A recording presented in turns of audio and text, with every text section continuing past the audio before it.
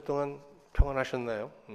저는 지난 주일 예배 마치고 일산에 올라가서 이제 친구들 좀 만났습니다. 친구 목사들과 간단히 저녁 식사를 하고 카페로 자리를 옮겨서 늦게까지 차를 마시면서 화해애기한 분위기 속에서 이제 좋은 교제 시간을 가졌습니다.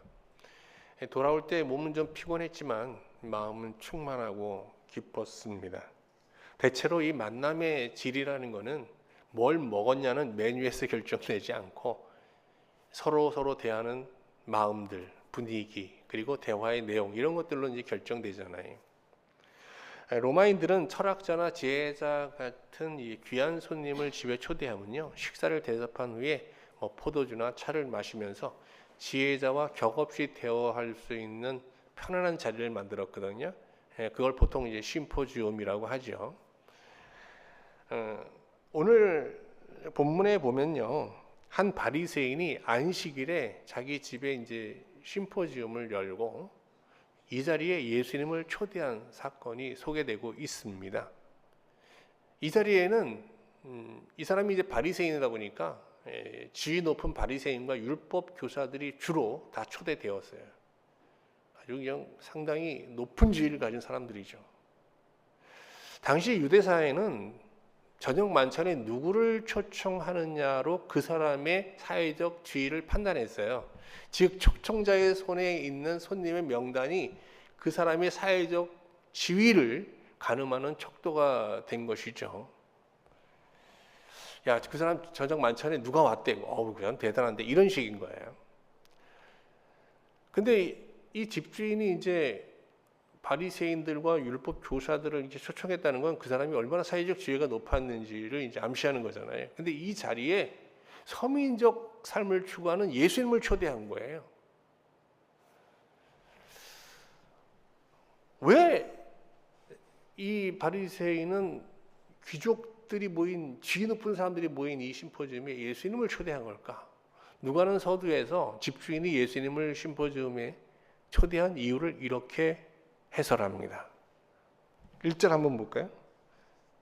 안식일에 예수께서 한 바리새인 지도자 집에 떡 잡수시러 들어가시니 그들이 엿보고 있더라. 이 단어가 중요한 거예요. 엿보다. 우리 성경에는 엿보다로 되어 있지만 이게 원어에는 이게 이제 파라테레오로 되어 있는데요. 파라라는 거는 무엇 옆에예요. 곁에, 옆에. 그다음에 테레오는 관찰하다, 감시하다 이런 뜻을 갖고 있는 거거든요. 그러니까 이 사람들이 옆에 뭘 두고 예수님을 지금 관찰하고 있는 거예요. 감시하고 있는 겁니다. 그럼 옆에 그들이 두고 있는 게 뭘까? 이날이 안식일이잖아요. 예수님은 근데 종종 안식일을 범했잖아요. 그러니까 이들이 옆에 두고 있었던 건 뭔가 하면 그들이 만든 안식일 금지 노동법, 법문을 갖고 있었을 거예요. 근데 그들이 만든 안식일 금지 리스트에는요, 안식일 날 병 고치는 치료 행위를 금하는 항목도 포함되어 있었어요. 그들은 예수님을 시험기 위해서 이 심포지엄에 많은 율법 교사와 바리새인들 속에 수종병 걸리는 사람을 배석시켰습니다. 한번 볼까요? 2절 주의 앞에 수종병 든 한 사람이 있는지라. 수종병이라는 게요, 신장이나 심장에 이상이 생겨서, 간에 이상이 생겨서 몸에 수분이 배출되지 않으면서 몸이 붓는 병이거든요. 이거 한번 생각해 보세요. 여기가 심포지움 현장인데 다 아주 고고한 사람들이 쫙 이제 수염 기르고 모자 쓰고 아주 그냥 아주 화려한 의상을 입은 사람들이 쫙 모여 있습니다. 근데 여기 중앙에 누가 있어요?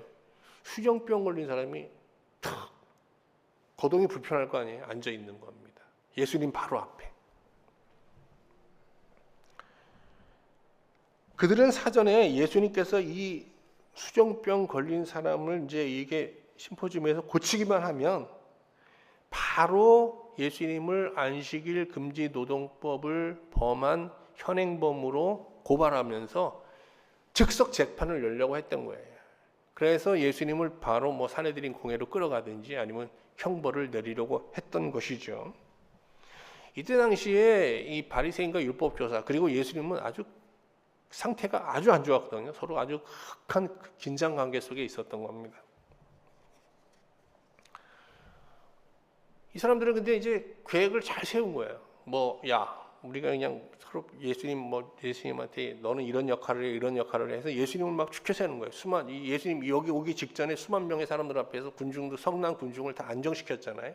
예수님이 한 설교 얘기도 하면서 막 예수님을 추켜 세우는 겁니다. 그러면서 그들이 기대하는 건 뭐예요? 이 수정병 걸린 사람을 고치는 거예요, 예수님께서. 예수님께서 이 안식일법을 범하면서 이 수정병 걸린 사람을 이제 고치기만을 이렇게 고대하고 있는데요. 예수님께서 그들의 의도를 간파하셨습니다. 그러면서 그들을 향해서 이렇게 물으셨습니다. 3절 볼까요? 여러분, 안식일에 병 고쳐주는 것이 합당합니까? 합당치 않습니까? 그러면 이때 여기 율법 교사들이나 바리새인들이 다 이게 안식일에는 치료행위를 하면 안 된다는 법을 만들어낸 사람들 아니에요. 그럼 뭔가 대답을 해야 될 거 아니에요. 근데 아무도 대답하지 못해요. 아주 한동안 침묵이 쫙 흐릅니다. 왜 그랬을까요? 그들의 불순한 의도가 예수님에 의해서 그냥 간파됐기 때문에 너무 당황한 거예요. 어쩔 줄을 모르는 거예요. 아주 면밀하게 계획을 세웠는데 이게 그냥 예수님의 질문 하나에 그냥 완전히 다 드러나 버린 거잖아요. 그들이 아무 대답도 하지 못하자 예수님께서는 그 수정병 걸린 사람을 고치셨어요. 안식일 금지법을 범한 거죠. 그러면서 그 사람을 돌려보냈습니다. 계획대로라면 여기서 바리새인과 율법 교사들은 지금 안식일법을 범한 예수님을 현행범으로 고발하면서 여기서 재판을 열어야 되는 거거든요. 그런데 예수님이 안식일에 수정병 걸린 사람을 고치신 이 행동에 대해서 문제를 제기하는 사람은 아무도 없었어요. 예수님께서 그들을 향해서 또 하나의 질문을 던지십니다. 5절 말씀 볼까요? 너희 중에 누가 아들이나 소나 안식일날 우물에 빠졌으면 안식일에라도 곧 끌어내지 않겠느냐? 이렇게 물을 때 또 대답을 못해요. 이 사람들이 아무도 대답을 못해요. 왜 그랬을까요? 이거는 예수님의 말씀이 비수같이 그들의 양심을 찌르고 있었기 때문입니다. 이렇게 예수님은 이 바리새인 집에서 자기를 모함하고 지금 고발하려고 모여있는 이 바리새인과 율법교사들을 영적으로 완전히 압도해 버렸어요. 그러면서 그들을 향해서 두 편의 설교를 선포하셨거든요. 이 바리새인의 집에서. 한편은 초대받은 바리새인들과 율법교사들을 향해서 선포하신 설교고요. 다른 한편은 집주인을 향해서 선포한 설교입니다. 오늘 저는 여러분과 함께 예수님께서 한 바리새인의 집에서 선포하신 이 두 편의 설교를 차례로 묵상하면서 하나님의 은혜를 나누고자 합니다. 먼저 예수님께서 초대받은 바리새인들과 율법 교사들을 향해서 선포한 설교인데요. 이 설교의 주제는 낮은 자리입니다. 어떤 자리요? 낮은 자리. 예수님께서 이 심포지엄에 초대를 받아서 딱 들어갔을 때 아주 황당한 일이 벌어지고 있었어요. 이 율법 교사들과 바리새인들이요, 높은 자리를 놓고 서로 다투는 거예요. 당신이 여기 앉아야 된다. 아니다, 내가 여기 앉아야 된다. 막 이러면서 자리 싸움을 하고 있는 거예요. 예수님께서는 그들이 심포지엄의 자리에 와서 서로 이 자리 다툼을 하던 그 상황을 지적하시면서 설교를 시작하셨습니다. 7절 말씀 한번 볼까요? 청함을 받은 사람들이 높은 자리 택함을 보시고 그들에게 비유로 말씀하여 이르시되 그랬어요.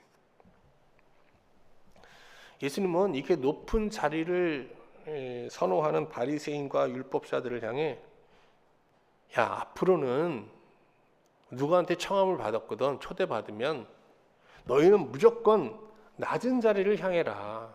응? 이렇게 권면을 하셨습니다. 그러면서 자리 문제로 일어날 수 있는 두 가지 상황을 예시하셨는데요. 하나는 청함받아 스스로 높은 자리에 앉았다가 후에 자기보다 높은 사람이 왔을 때 그 자리에서 내려와야 되는 민망한 난감한 상황이고요.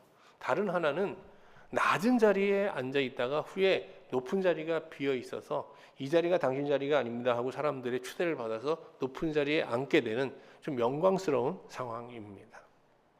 이 극단적인 두 상황을 이렇게 예시하시면서 예수님께서는 야, 앞으로는 누구의 초대를 받든지 초대받은 자리에 가면은 낮은 자리를 향해라 라고 이제 권면하신 겁니다.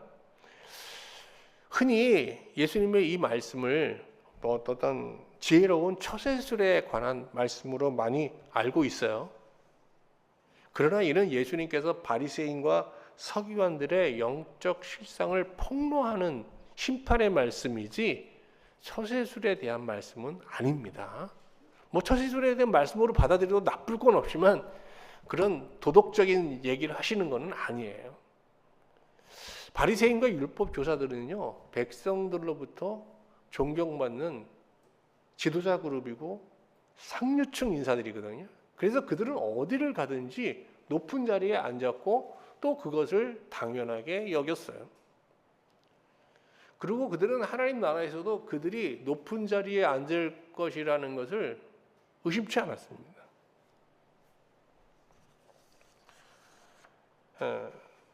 그런데 예수님이 볼 때 이건 엄청난 착각인 거예요. 하나님은 그 앞에서 자신의 부정함을 고백하면서 자신이 심판받기에만 합당한 자라고 고백하는 자를 용납하시죠. 그리고 선대하십니다. 그러나 자기를 옳게 여기고 자기를 크게 여기는 자를 결코 하나님은 용납하시지 않죠. 자기를 크고 옳게 여기는 사람은 하나님 나라에 들어갈 수도 없고 맛볼 수도 없는 거예요. 예수님은 자기 착각에 빠져 있는 바리새인들과 율법 교사들을 향해 이렇게 외치셨습니다. 아주 중요한 말씀인데요. 14장 11절. 무릇 자기를 높이는 자는 낮아지고, 여러분 세상에서 높아진 사람이 아니에요. 스스로 자기를 높이는 사람입니다. 이거 잘 아셔야 돼요. 스스로 자기를 높이는 자는 낮아지고 자기를 낮추는 자는 높아지리라 그랬어요. 이는 하나님 앞에서 자신의 실상을 직시하고 교만의 자리, 착각의 자리에서 즉시 일어나 낮은 자리로 내려오라는 책망의 말씀인 거예요. 성경은 예수님께서 지금 말씀하신 이 낮은 자리를 다양하게 표현하고 있는데요. 어떤 거죠? 뭐 사망의 문, 뭐 티끌과 재의 자리, 요나의 물고기 뱃속, 무덤, 이렇게 다 낮은 자리를 말하는 거예요. 이제 오늘은 그냥 이 자리를 티끌과 재의 자리라고 표현해 볼게요. 하나님 나라는 티끌과 재의 자리에 임합니다. 하나님 나라는 이 땅에도 임해 있어요, 이미. 그렇지만 어디에 임하냐? 이 세상 전체에 임한 게 아니라 어디에? 티끌과 재의 자리에 앉아서 회개하며 하나님을 찾는 그 자리에 임하시는 거예요. 우리가 티끌과 재의 자리에서 회개하며 하나님의 긍휼을 구하고 하나님을 간절히 찾으면 하나님은 반드시 어김없이 그곳에 임하십니다. 그리고 그의 사랑으로 우리를 용납하시면서 우리를 재창조하시게 되거든요. 거듭나게 하십니다. 다시 빚어 만드십니다. 요새 그 황가람 가수가 부르는 나의 반딧불이라는 노래가 화제가 되고 있습니다. 근데 이 주제가 오늘 우리가 다루고 있는 이 정직한 자기 실존의 자각이라는 그런 주제를 다루고 있어요. 한번 가사 읽어드릴까요? 잘 보세요. 이게 이제 자기 착각에서 깨어나는 얘기를 이제 쭉 이렇게 가사에 쓰고 있는데요. 한번 들어보시죠. 황가람 가수가 부른 나는 반딧불 가사 내용입니다. 나는 내가 빛나는 별인 줄 알았어요. 한 번도 의심한 적 없었죠. 몰랐어요. 난 내가 벌레라는 것을. 그래도 괜찮아. 난 눈부시니까. 하늘에서 떨어진 별인 줄 알았어요. 소원을 들어주는 작은 별.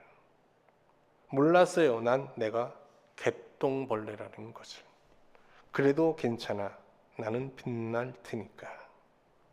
한참 동안 찾았던 내 손톱 하늘로 올라가 초생달 돼 버렸지. 주워 담을 수 없게 멀리 갔죠. 누가 저기 걸어놨어? 누가 저기 걸어놨어? 우주에서 무주로 날아온 밤하늘의 별들이 반딧불이 돼버렸지. 내가 널 만난 것처럼, 마치 약속한 것처럼 나는 다시 태어났지. 나는 다시 태어났지. 이거 깜짝 놀랐어요. 아니 이게 자기의 올바른 정체성을 깨달은 그 자리에서 자기는 다시 태어났다는 얘기잖아요. 우리가 얘기하는 이 진리의 복음과 일맥상통하는 그런 가사 내용이에요. 이 노래 들으면서 놀래서 여러 번 듣고 따라 불러보기도 했는데요. 은혜가 넘쳤습니다. 자, 우리가 이제 티끌과 재의 자리 하면 여러분 어떤 자리가 떠오르세요? 상황적으로 뭔가 실패하고 망한 자리가 연상되지 않아요? 근데 그런 자리를 말하는 건 아니에요. 물론 하나님은 상황적으로 우리가 실패한 자리 또 망한 자리에서 하나님을 찾으면 많은 경우 응답하시고 또 우리를 상황적으로나 영적으로나 구원해 주시죠. 그러나 하나님께서 우리가 망한 자리에서 부르실 때 우리의 기도를 드신 것은 우리가 상황적 망함 때문에 우리를 들어주신 게 아니라 그 망한 자리에서 우리의 착각, 우리가 자기에 대한 착각에서 깨어나 자기의 비참한 실상을 직시하고 하나님 앞에 기도했기 때문에 응답되는 거거든요. 신자가 상황적으로 형통해요. 이 세상에서 잘 나가요. 그래도 그 사람이 하나님 앞에서 말씀 앞에서 자기를 직시하고 정말 정직한 심령으로 자기의 부정함을 고백하면서 하나님 앞에 기도하면 하나님께서는 그 기도를 들으세요. 그 자리를 티끌과 재의 자리로 여기시고 그곳에 임하시게 되는 겁니다. 아시겠죠? 예수님 만나려고 망하시면 안 됩니다, 여러분. 예수님께서 말씀하시는 낮은 자리라는 것은 어떤 자리예요? 하나님 앞에서 자기를 정직하게 직시하는 자기 성찰의 자리인 거예요. 정직한 자기 성찰의 자리. 그것이 바로 우리 신자가 머물러야 할 낮은 자리. 우리가 항상 추구해야 될 낮은 자리인 거예요.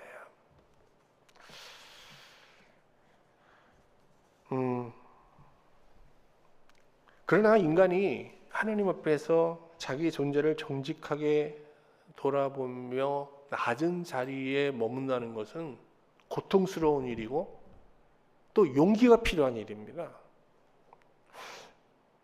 왜 그런가 하면 아담 이후 모든 인간은요, 하나님과 분리되어 자기도 용납할 수 없는 존재가 되어버린 거거든요. 그러니까 인간이 자기 자신을 직시한다는 건 너무 고통스러운 거예요. 왜? 나도 용납할 수 없는 상황이 되어버린 거예요.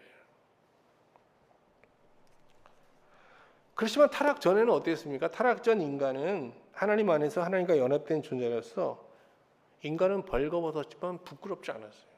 왜 그런가 하면 하나님의 사랑으로 자기의 부끄러움과 수치를 가림받는 하나님을 옷 입고 살았기 때문에 그래요. 그러니까 아담은 자기 자신이 자기를 바라본 게 아니라 늘 하나님의 사랑의 눈으로 자기를 바라보고 하나님께 용납되는 자신을 늘 바라본 거예요. 그러나 하나님과 분리되자 자기 눈이 밝아지면서 자기의 수치, 벌거벗음을 알게 된 거잖아요. 그래서 이 부끄러움을 가리기 위해서 어떻게 했습니까? 아담과 하와가 무화과나무 잎으로 옷을 만들었잖아요. 치마를 만들어서 자기 부끄러움을 가렸습니다. 인간이 자신의 내적인 수치를 은폐하고 숨기기 위해서 만들어내는 무화과나무 잎으로 만드는 옷들은 다양하죠. 이 세상의 많은 소유, 명예, 지식, 평판, 교양, 인간관계, 선행, 그런 게 다 자신의 비참함을 가리는 무화과 나무 잎들로 만든 옷들이잖아요. 파스칼은 하나님 앞에서 자기의 내적 비참함을 직시하는 상황, 이걸 절망이라고 했습니다. 이게 정말 인간은 자기 자신의 내면을 직시하게 되면 자기 자신에 대해서 완전히 절망하게 되는, 희망을 잃어버리는 거예요. 그 자리가 어떤 자리인가 하면 티끌과 재의 자리예요. 근데 거기서 우리가 하나님을 찾고 하나님을 부르면 거기에 하나님이 임하시는 거예요. 그리고 나는 반딧불이라는 가사처럼 거기서 다시 하나님께서 우리를 만드셔서 빛나는 존재로 새롭게 하시는 거죠. 욥이 그랬잖아요. 여러분, 욥은 당대의 의인으로 얘기했어요. 왜냐하면 하면 그도 우리와 같이 비참한 내적인 비참한 자였지만 그것을 어떻게 세상의 성공으로, 선행으로, 종교적 열심으로, 신앙으로 완전히 은폐했기 때문에 사람들은 그를 의인으로 알았던 거예요. 근데 하나님께서 그의 내적인 부정함을, 수치를 은폐하고 있는 그 옷들을 어떻게 하나씩 하나씩 벗기잖아요. 그걸 뭐라 그래? 재앙이라고 하는 거예요. 재앙으로 다 벗기시는 거예요. 완전히 그가 이제 비참하게 되는 상황을 만나게 됐을 때 그는 몸부림치면서 하나님께 저항하지 않습니까? 거의 하나님 앞에 욕하지 않을 정도 수준에서 하나님을 저항하고 하나님께 반항했습니다. 그러나 하나님께서 그 남은 옷도 완전히 다 벗겨버리자 그는 입을 가리면서 티끌과 재의 자리에 나가서 하나님을 찾게 되는 겁니다. 그 자리에서 그는 하나님을 만났고 하나님 나라를 경험하게 되었고 새 존재로 거듭나게 된 거죠. 이제 예수님께서 왜 우리에게 낮은 자리로 향하라고 말씀하시는지 아셨죠? 지금까지 예수님께서 심포지엄에 초대받은 교만한 바리새인들과 율법 교사들을 향해 선포하신 이 낮은 자리를 주제로 하는 설교 내용 살펴보았습니다. 이 설교를 마치신 후에 예수님은 갑자기 예수님을 초대한 집주인을 향하십니다. 집주인 어떻게 하고 있었을까요? 바들바들 떨고 있습니다. 예수님께서 집주인을 향해서 선포한 설교의 주제는 초대입니다. 초대. 집주인은 지금 누구를 초대했습니까? 이 심포지엄에 율법 교사들, 아주 유력한 바리새인들, 그리고 예수님을 초대했어요. 이에 대해 예수님께서 이렇게 말씀하십니다. 12절 말씀 볼까요? 또 자기를 청한 자에게 이르시되, 집주인입니다. 내가 점심이나 저녁이나 베풀거든 벗이나 형제나 친척이나 부한 이웃을 청하지 말라. 두렵건대 그 사람들이 너를 도로 청하여 내게 가품이 될까 하노라. 그러면서 예수님은 사람을 집으로 초대하려면 벗이나 형제나 친척이나 부한 이웃을 청하지 말고 차라리 가난한 자, 몸 불편한 자, 저는 자들과 맹인 같은 사람들을 청하라는 거예요. 근데 당시 유대 사회는 만찬에 누구를 초청하느냐는 그 사람의 지위를 보여주는 하나의 기준이 된다고 말씀드렸잖아요. 이게 초청자의 손에 있는 손님의 명단이 그 사람의 사회적 지위를 가늠하는 척도가 되는 거예요. 근데 그 사람의 집에 사회적으로 미약한 사람들이 자꾸 드나들면 어떻게 돼요? 그 사람의 사회적 지위가 추락하게 되는 거예요. 그리고 요새 시대로 말하면 어떻게 돼요? 집값이 떨어집니다, 여러분. 집값이.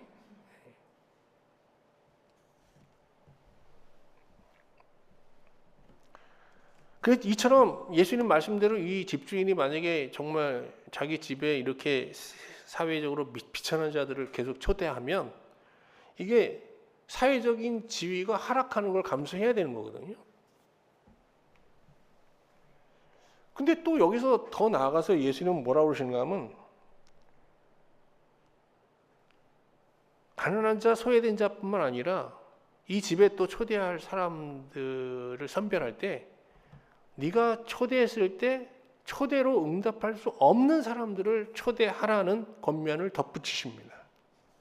이게 무슨 말인가 하면 상류층 사회에서는요, 사람들을 초대하고 이제 초대를 받으면 자기를 초대한 사람을 또 자신이 초대해야 되는 거예요. 그래서 상호 초청의 이 원리에 의해서 이렇게 상류 사회가 이렇게 돌아가는 거거든요.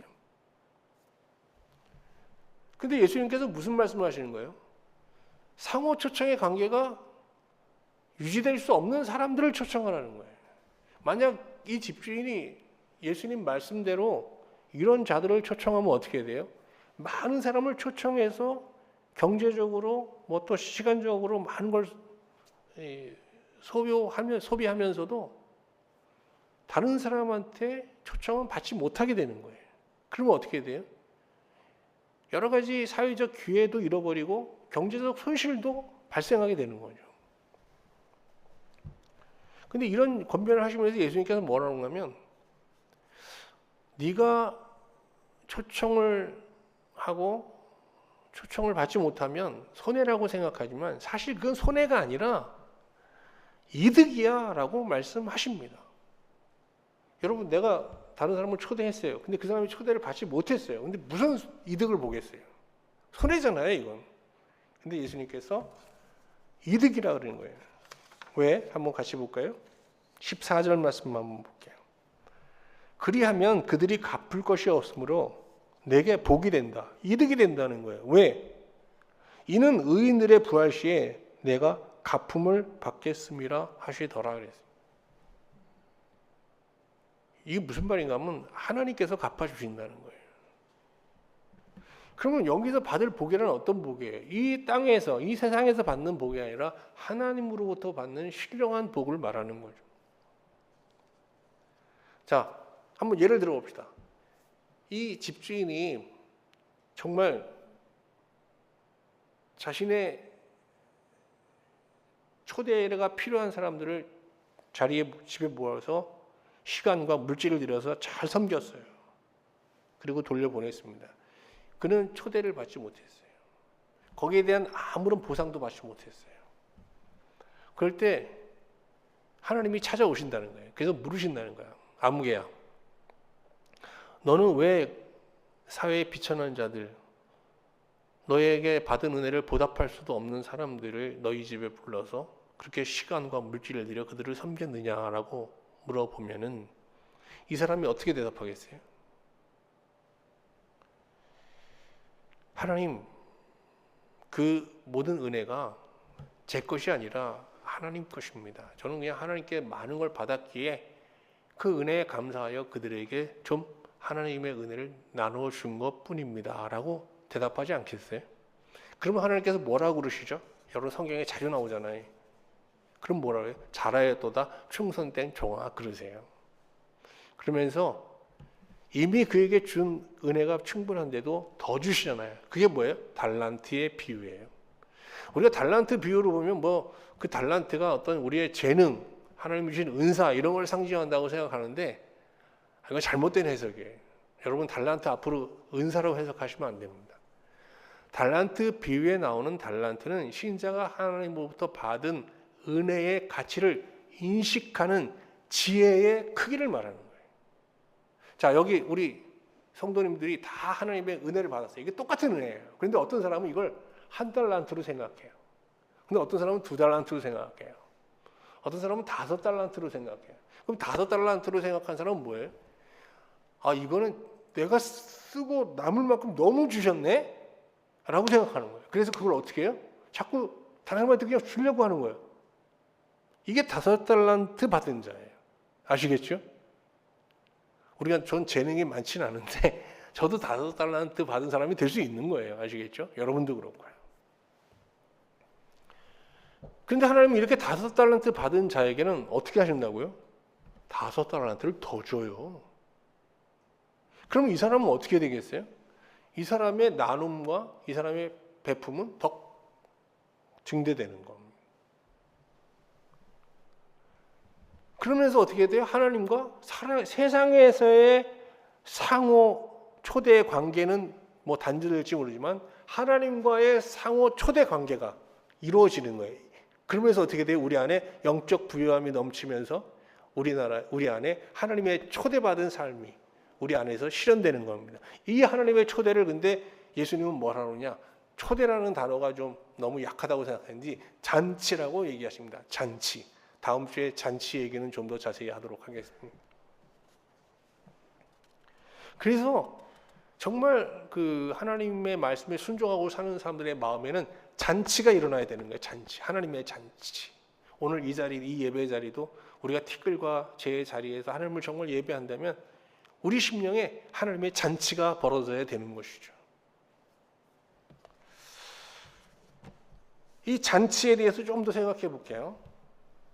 헬라어로 잔치는 심포지움이라고 하는데 이 심포지움은 함께라는 뜻을 가진 지움과 마시다라는 뜻을 가진 그러니까 함께라는 뜻을 가진 이 지움과 이 마시다라는 뜻을 가진 이 지움, 함께가 심포, 마시다가 지움이니까. 그래서 이게 심포지움이라는 게 함께 마시며 즐기는 자리 이런 뜻이거든요. 이게 잔치는 함께 즐기며 마시는 자리인데 우리에게 인생이라는 것은 이 심포지엄이라는 단어로 설명하면 한번 인생에 와서 한번 질펀하게 놀다가 가는 것이라는 이런 의미가 담겨 있는 거예요. 근데 이런 심포지엄의 인생관에 잘 부합하는 나라가 한국이라고 그래요. 한국이 정말 잘 놀 줄 아는 민족이라고 다들 얘기합니다. 철학자 탁선사는 그 이유를요, 한국인의 의식이 현세주의와 인생주의가 결합되어 있기 때문이라고 진단합니다. 현세주의와 인생주의가 결합된 자의 인생 철학은 한 번뿐인 인생 즐기며 살자 이거거든요. 그래서 한국인들은 일을 하고 나면 반드시 놀이로 보상받으려는 성향을 갖잖아요. 요새 젊은 사람들 많이 달라졌지만 이게 뭔가 하면 즐기기 위해서 일한다는 거예요. 우리가 한국에 뭐 이렇게 상권이 발달된 곳에 가보세요. 지금은 경기 침체가 돼서 뭐 지금 한국의 밤거리가 뭐 이렇게 한산하지만 거기 가면 시끌벅적한 회식 자리, 노래방, 뭐 룸사롱 막 이런 것들로 막 혼란스럽잖아요. 근데 오늘 말씀에서 하나님이 신자들에게 베푸는 이 잔치는요, 세상의 어떤 기쁨을 구하며 질펀한 인생을 사는 자들에게는 허락되지 않은 차원이 다른 그런 잔치거든요. 예수님께서 우리에게 낮은 자리를 권면하시면서 약속하는 하나님의 잔치는 하나님 말씀을 가지고 골방 안에 들어가서 하나님 앞에서 자신을 가만히 돌아보면서 티끌과 재리에서 하나님을 찾는 가운데 하나님의 사랑을 만끽하면서 그 사랑 안에서 치유되고 회복되고 새로워지는 이게 영적인 환희, 이걸 이제 영광이라고 이제 표현하잖아요. 독사, 영광. 신령한 세계를 보고 기뻐하는 거, 배불러하는 거, 만족하는 거. 이런 잔치를 성경은 약속하고 있는 겁니다. 본래 타락전 인간은 이런 기쁨을 정말 중심으로 이렇게 살아왔던 그런 신령한 존재거든요. 그래서 성경은 참된 양식은 하나님의 말씀이다라고 얘기하는 거잖아요. 사람이 떡으로만 살 것이 아니라 하나님의 말씀으로 살아야 된다고 할 때 이 말씀이라는 것은 하나님 앞에서 자기를 보고 직시하면서 하나님의 영광을 보고 즐거워하는 이 기쁨, 이 세계를 얘기하는 거예요. 그런데 탕자의 비유에 보면은 탕자가 아버지 안에서 이 즐거움을 누리다가 이 즐거움에 실증을 내고 세상을 향해 나가지 않습니까? 아담 안에서 모든 인간은 영혼의 집을 나간 탕자들이거든요. 누가복음 15장에 나온 탕자만 탕자가 아니라 사실 우리 모두가 다 탕자예요. 인간은 탕자가 되어 하나님께 잃어버린 자가 되었고 그와 동시에 하나님이 주신 이런 신령한 기쁨도 동시에 잃어버렸습니다. 그러나 하나님은 세상에 인자, 하나님의 아들 예수 그리스도를 보내셔서 다시 이 기쁨을 우리에게 제공해 주시기를 원하는 거거든요. 이 기쁨의 자리로 우리를 부르시기를 원하는 거예요. 그 자리가 바로 잔치입니다. 하나님은 우리가 자기의 비참한 실존을 자각하고 특별과 죄의 자리에서 하나님을 찾을 때 우리를 용납하시고 우리를 구원하시면서 탕자가 집에 돌아왔을 때 아버지가 나와서 맨발로 나와서 그를 붙잡고 춤추며 잔치를 벌였듯이 우리에게 잔치를 베풀어 주시는 그런 하나님이십니다. 오늘도 이 예배 자리에서 하나님은 우리의 참으로 겸비한 심령으로 드리는 예배와 기도를 들으시면서 우리에게 달려나와 우리를 안으시고 우리의 심령에 잔치를 베푸시기를 원하시는 그런 사랑의 하나님이십니다. 오늘 이 주의 날, 이 잔칫날, 여러분 심령에 하나님의 잔치가 풍성하게 일어나기를 주님의 이름으로 축원합니다. 오늘은 하나님의 사랑을 먹고 마시면서 신령한 기쁨에 취해 사는 하루가 되어야 될 것입니다. 한껏 하나님이 주신 포도주에 취해서 오늘 하루 살아야만 이 상황적 위협들로 우리를 공경에 몰아넣으려는 이 고단한 이 한 주도 우리가 평강의 실존을 잃지 않고 승리하며 살 수 있게 되는 것이죠. 아무쪼록 이 주의 날, 이 예배 자리에서 하나님의 심포지엄, 하나님의 잔치를 만끽하시면서 오늘 주의 은혜로 배부르고 여러분 한껏 취해 사는 복된 은혜가 함께하기를 다시 한번 주님의 이름으로 축원합니다.